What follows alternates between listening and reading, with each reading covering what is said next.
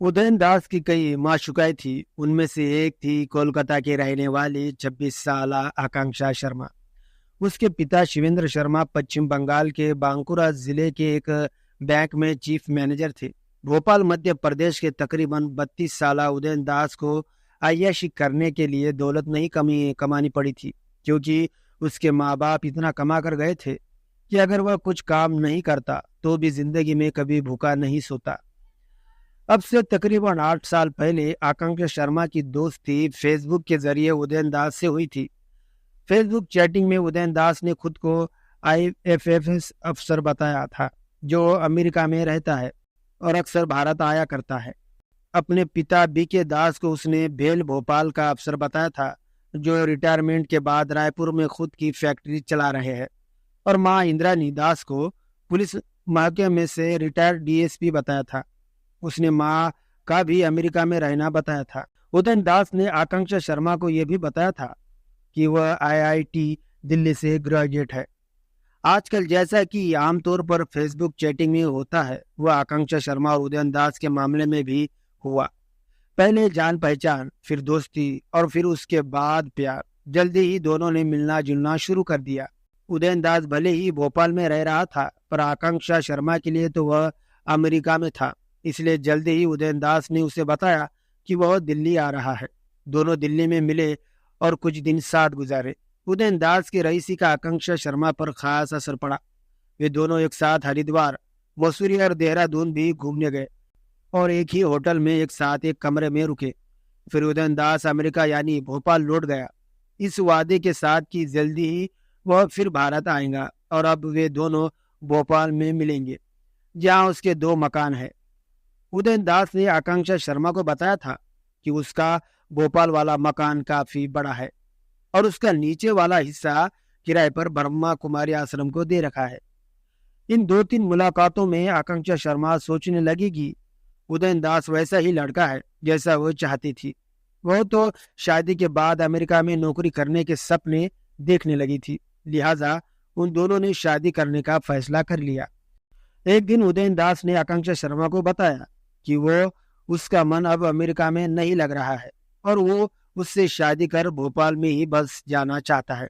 इससे अमेरिका जाकर नौकरी करने की आकांक्षा शर्मा की ख्वाहिश मिट्टी में मिल गई, क्योंकि अब तक वह अपने घर वालों को बता चुकी थी कि वह नौकरी करने अमेरिका जा रही है। आकांक्षा शर्मा उदयन दास को चाहने लगी थी, इसलिए राजी हो गई। आज नहीं तो कल उसे अमेरिका जाने का मौका मिल सकता है। इसलिए वो उदयन की बताई तारीख पर बीते साल जून महीने में भोपाल आ गई। माँ बाप से हकीकत छिपाने के लिए उसने ये झूठ बोला कि वह नौकरी करने न्यूयॉर्क जा रही है। आकांक्षा शर्मा ने भोपाल की ही पिपलानी के काली मार्डी मंदिर में उदयन दास के साथ शादी भी कर ली। इस दौरान वह फोन पर घर वालों से भी बात करती रही, लेकिन खुद को अमेरिका में होने का झूठ बोलती रही। कुछ दिन उदयन दास के साथ बीबी की तरह गुजारने के बाद आकांक्षा शर्मा को मालूम हुआ कि उसके शोहर ने उससे कई झूठ बोले हैं, क्योंकि न तो वह कभी अपने माँ बाप से फोन पर बात करता था और न ही उनके बारे में पूछने पर कुछ बताता था। हद तो उस वक्त हो गई जब आकांक्षा शर्मा को यह पता चला कि उदयन दास अव्वल दर्जे का नशेड़ी है और दूसरी कई लड़कियों से उसके नाजायज ताल्लुकात है। जुलाई तक तो आकांक्षा शर्मा ने अपने घर वालों से फोन पर बात की, लेकिन अब वह उनसे कम ही बात करती थी। लेकिन फिर धीरे धीरे वह SMS के जरिए उनसे बात करने लगी थी। 14 जुलाई का दिन आकांक्षा शर्मा पर कहर बनकर टूटा।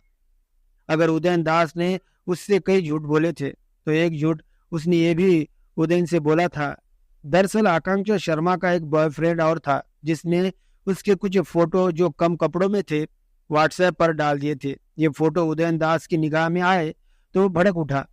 पूछने पर आकांक्षा ने कुछ सच्ची और कुछ झूठी बातें उसे बताई, तो उदयन को लगा कि आकांक्षा ने उससे झूठ तो बोला ही है, साथ ही उसके नाजायज ताल्लुकात पुराने बॉयफ्रेंड से है और वह उसे पैसे भी देती रहती है। रात को लड़ झगड़ कर आकांक्षा तो सो गई, पर उदयन की आंखों में नींद नहीं थी। साथ ही में सो रही बीबी उसे धोखेबाज लगने लगी थी। रात भर जाग कर उदयन दास आकांक्षा शर्मा के कत्ल की योजना बनाता रहा और सुबह के 5 बजते बजते उसने उसकी हत्या भी कर डाली।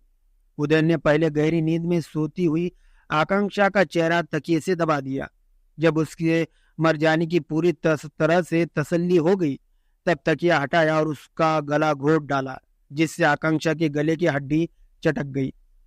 अब समस्या आकांक्षा की लाश को ठिकाने लगाने की थी। सुबह नजदीकी दुकान से उदयन दास ने 14 बोरी सीमेंट खरीदा और आकांक्षा की लाश एक पुराने बक्से में डाल दी और तकरीबन 10 बोरी सीमेंट घोलकर उसमें भर दिया, जिससे लाश जम जाए। बक्से से बदबू न आए इसलिए उसके चारों तरफ उसने सेलो टेप लगा दी। दोपहर को उसने अपने एक पहचान वाले मिस्त्री रवि को बुलाया और कमरे में चबूतरा बनाने की बात कही। इस बाबत उदय ने बहाना ये बनाया कि वह मंदिर बनवाना चाहता है। रवि ने चबूतरा बनाने के लिए कमरा खोदा, पर क्योंकि उसके सामने लाश वाला बक्सा नहीं रखा जा सकता था, इसलिए उदय ने चतुराई से उसे बातों में उलझाया और तगड़ा मेहनताना देकर चलता कर दिया। इसके बाद उसने बक्सा गड्ढे में डाला और उस पर चबूतरा बना दिया। खूबसूरती बढ़ाने के लिए उस पर मार्बल भी चढ़ा दिया। आकांक्षा शर्मा के माँ बाप बांकुरा में परेशान थे, क्योंकि धीरे धीरे उनकी बेटी ने SMS के जरिए भी बात करना कम कर दिया था। कुछ दिनों तक तो उन्होंने सब्र रखा, लेकिन किसी अनहोनी का शक उन्हें हुआ तो उन्होंने आकांक्षा की गुमशुदगी की रिपोर्ट पुलिस में दर्ज करा दी। बांकुरा क्राइम ब्रांच में जब आकांक्षा के मोबाइल फोन की लोकेशन ट्रेस की तो वह सांकेत नगर भोपाल की निकली। आकांक्षा के पिता शिवेंद्र शर्मा भोपाल आए और उदयन से मिले, क्योंकि आकांक्षा उन्हें उसके बारे में पहले बता चुकी थी। उदयन ने उन्हें गोलमोल बातें बनाते हुए चलता कर दिया कि आकांक्षा तो न्यूयॉर्क में है, नौकरी कर रही है। शिवेंद्र शर्मा के हावभाव देखकर समझ तो गए कि यह दाल में कुछ काला जरूर है, पर कुछ कहने की हालत में नहीं थे। बांकुरा जाकर उन्होंने फिर पुलिस पर दबाव बनाया तो क्राइम ब्रांच के TI अमिताभ कुमार 30 जनवरी को अपनी टीम समेत भोपाल आए और गोविंदपुरा इलाके के CSP वीरेंद्र कुमार मिश्रा से मिलकर उन्हें सारी बात बताई।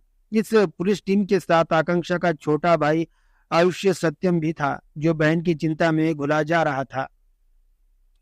पुलिस वालों ने योजना बनाकर उदयन की निगरानी की तो उसकी तमाम हरकतें रहस्यमय निकली। 31 जनवरी और 1 फरवरी को पुलिस उदयन की निगरानी करती रही। इससे ज्यादा कुछ और हासिल नहीं हुआ तो उन्होंने 2 फरवरी को उदयन के घर MIG 62 सेक्टर 3A सांकेत नगर पर तफ्तीश डाली। उस वक्त उदयन दरवाजे पर ताला लगाकर अंदर बैठा था।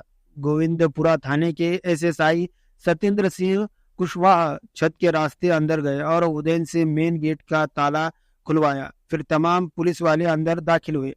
अंदर का नजारा अजीबो गरीब था। उदयन का सारा घर धूल और गंदगी से भरा पड़ा था।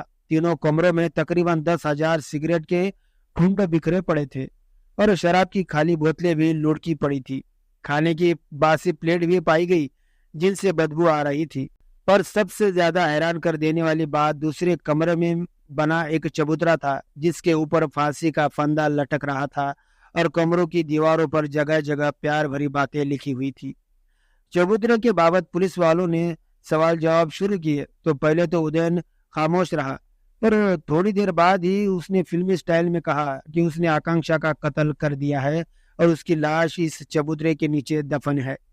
इतना सुनते ही पुलिस वालों के होश फाख्ता हो गए। उन्होंने तुरंत चबूतरे की खुदाई के लिए मजदूर बुला लिए।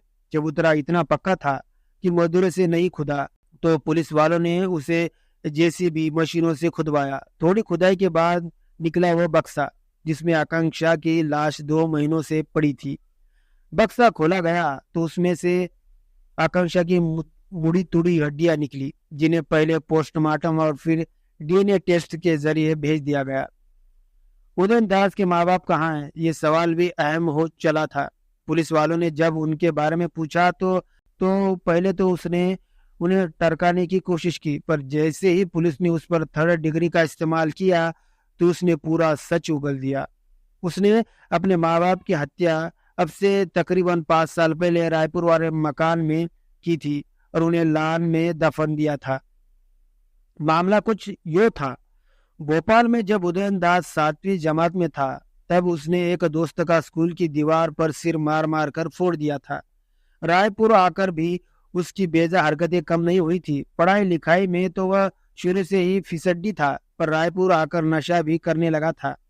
माँ बाप क्योंकि उसे पढ़ाई लिखाई के बाद डांटते रहते थे, इसलिए वह उनसे नफरत करने लगा था। जब कॉलेज की डिग्री पूरी होने का वक्त आया तो उसने माँ बाप से झूठ बोल दिया कि वह पास हो गया है। इस पर माँ बाप ने उसे नौकरी करने को कहा तो उसे लगा कि झूठ पकड़ा जाने वाला है, लिहाजा उसने माँ बाप को ही ठिकाने लगाने का फैसला ले डाला। एक रात जब पिता चिकन लेने बाजार गए हुए थे और माँ ऊपर की मंजिल पर कमरे में कपड़े रख रही थी तो उसने गला घोटकर उनका कत्ल कर डाला। पिता जब बाजार से आए तो उनकी चाय में उसने नींद की गोलियां मिला दी और उनके गहरी नींद में चले जाने पर उनका भी गला घोट दिया। माँ बाप की लाशें ठिकाने लगाने से उसने मजदूरों बुला लाकर लॉन में 2 बड़े गड्ढे खुदवाए और देर रात लाशें घसीट कर उन्हें में डाल दी और सीमेंट से उन्हें चुनवा दिया। माँ बाप की हत्या करने के बाद उदय ने रायपुर वाला मकान 30 लाख रुपए में बेच दिया और भोपाल आकर सांकेत नगर वाले घर में ऐशो आराम की जिंदगी जीने लगा। निकम्मा और अय्याश उदयन चालाक भी कम नहीं था। उसने इंदौर से पिता का और इटारसी नगर पालिका से माँ की मौत का झूठ सर्टिफिकेट बनवाया और उनकी बिना पर सारी जायदाद अपने नाम करा ली। माँ के पेंशन के लिए जरूरी था उनके जिंदा होने का सर्टिफिकेट बनवाया जाए, जो उसने दिल्ली की डिफेंस कॉलोनी के एक डॉक्टर से बनवाया और बैंक मुलाजिमों को घुस देकर हर महीने पेंशन निकालने लगा।